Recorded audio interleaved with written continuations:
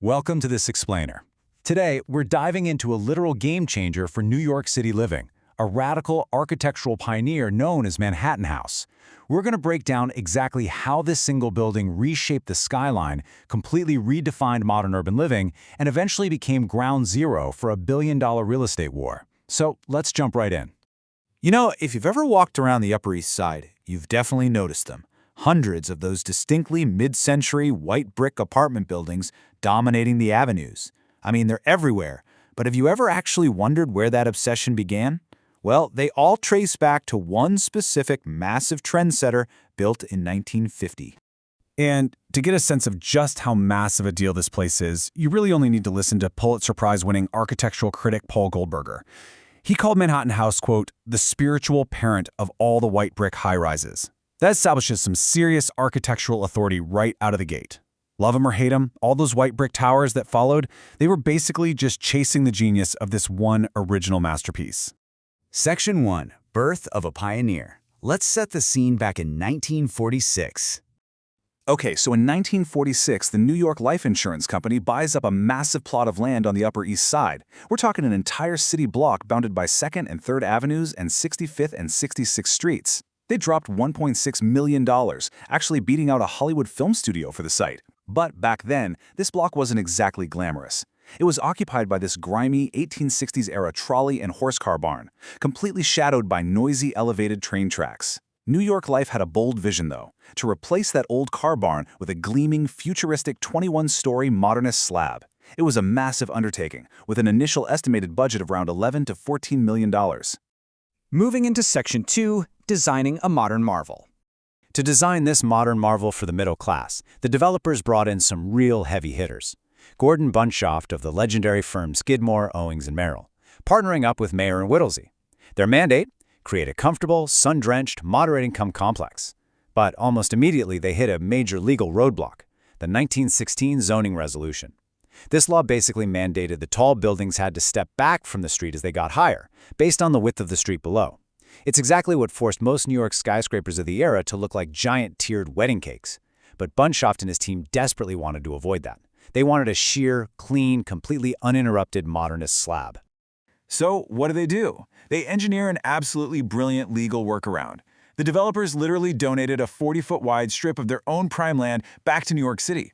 This allowed the city to widen 66th Street from 60 feet to 100 feet, complete with dual roadways and this beautiful tree-planted median. And here's the kicker.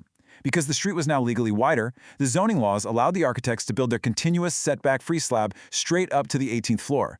Truly a masterstroke of urban planning. With those legal hurdles cleared, they just packed the building with architectural innovations. They used this pale, glazed white ceramic brick, literally so the city grime would just wash off in the rain. They also completely rejected the traditional dark inner courtyards of pre-war buildings. Instead, they created this elongated H shape with a central spine and 5 distinct wings. It functioned a lot like Le Corbusier's concept of vertical living, giving 95% of the apartments cross-ventilation and maximizing natural light. They even recessed the windows by 1.5 inches just to prevent water from dripping down and staining the white brick below. Talk about attention to detail. And make no mistake, this building was massive. Out of 581 total apartments encompassing over 2,500 rooms, the vast majority, 480 units actually, were designed as spacious 3 to 5 room homes. We're talking giant, column-free living spaces up to 25 feet wide. You see, it was specifically built to lure middle-class families into high-rise apartment living, which, believe it or not, was a pretty tough sell at the time. And get this, $750. Back in 1950, that was the exact cost to construct each of the building's iconic balconies. Apartments on the upper floors were equipped with these private outdoor spaces. But notice the design.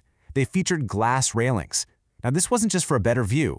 The glass was intentionally chosen to reduce their visual impact from the street, which kept that pristine white facade looking clean and incredibly uniform. Section 3. Life inside the icon. When the doors finally opened in October 1950, it was an instant smash hit, attracting some seriously famous faces. You had Grace Kelly living there before she became the Princess of Monaco. You had the King of Swing himself, clarinetist Benny Goodman, living in a penthouse and casually hosting the King of Thailand. Baseball legend Jackie Robinson moved in. Even Gordon Bunshoft, the very architect who designed the building, moved in and stayed there for the rest of his life. Manhattan House was an immediate, undeniable cultural hotspot. And honestly, it makes total sense why celebrities wanted in. The amenities were entirely groundbreaking for the era. The ground floor featured a lobby with immense glass walls that could slide open in warm weather, looking out onto what was the second largest private garden in New York City. Plus, you had a 225-car basement parking garage, a rooftop garden with glass walls and custom murals, and a luxurious 2-level Longshops restaurant right on the corner. The whole shebang. All right, Section 4, the billion-dollar drama. Fast forward to the 21st century, and the story takes a wild, wild turn into the cutthroat world of real estate. In 2005, developers N. Richard Calico and Jeremiah W. O'Connor Jr. bought the building from New York Life for a staggering $623 million. That was a record price per apartment at the time. Their grand plan? Evict the renters and convert the entire 581-unit building into ultra-luxury condos. Well, it was a disaster. The project got hit by a massive wave of lawsuits in 2007, got completely stalled by the 2008 financial crisis, and took an agonizing 10 years to finally finish in 2015. There was just this intense human drama unfolding in the hallways. The developers aggressively canceled the leases of market-rate tenants, but the rent-controlled and rent-stabilized folks, they fought back, and they fought hard. They complained of terrifying construction conditions, rat infestations, asbestos exposure. It was a mess. And while the tenants were battling the developers actually turned on each other. Calico and O'Connor got into a really bitter dispute over financing, suing each other in the state Supreme Court until O'Connor finally just bought Calico out. $1.1 billion. Let that sink in for a second. By the time O'Connor finished the solo conversion, the costs had ballooned to $1.1 billion. That staggering final price tag made Manhattan House one of the absolute most expensive and complex residential conversion projects in New York City's history. And really, that massive cost reflects the economic shift of the city itself. Just look at the contrast. When Manhattan House opened in 1950, you could rent a place for $95 a month. By the time the condo conversion finished, the building had been completely reimagined by top-tier interior designers like Vicente Wolf. The new spaces had mica, white oak, custom stainless steel fireplaces, Caesar stone quartz, the works. By 2016, a penthouse inside the building was listed for an eye-watering $22.2 million. Which brings us to Section 5, a lasting urban legacy. Because despite all that billionaire drama, the architectural significance of Manhattan House never wavered. Preservationists rallied hard to protect the building, and they succeeded. On October 30th, 2007, it was officially designated a New York City landmark. The Landmarks Preservation Commission honored it as a sophisticated, pioneering masterpiece of post-war housing. They recognized that even though that white brick aesthetic got totally overused by cheap imitators later on, the original structure remains an absolute triumph of modernist design.